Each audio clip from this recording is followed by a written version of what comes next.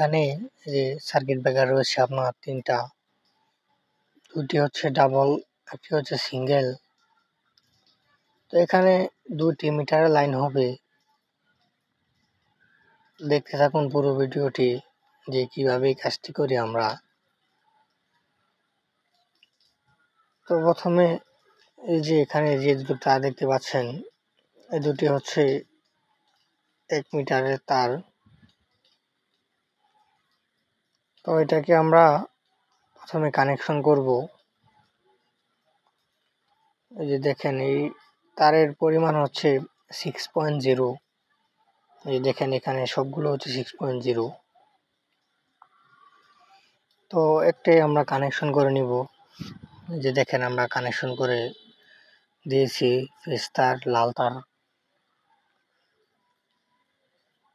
তো এখানে আমাদের মোট তার এসেছে 8টা। তো দেখেন কিভাবে আমরা এই কাজটি করি। তারপরে আমরা নিউট্রাল তারটাও গমন করে দিলাম। এই যে দেখেন নিউট্রাল তার নিচে গমন করা হয়ে গেছে। তো দেখতে পাচ্ছেন যে আপনারা যে ডিবিটি এখানে রয়েছে, তো এখান থেকে আমরা দুতলা লাইন পাস করতে পারবো। এই ডিবিটি হচ্ছে দুতলার জন্য। তো এই যে পরবর্তীতে আমরা যখন ডিবিটি কানেকশন করলাম, তখন ডিবিটি এরকম হয়েছে, ডিবিটির সিচুয়েশন এরকম। তো এখানে একটা আইপিএসের লাইন রেখেছি আমরা।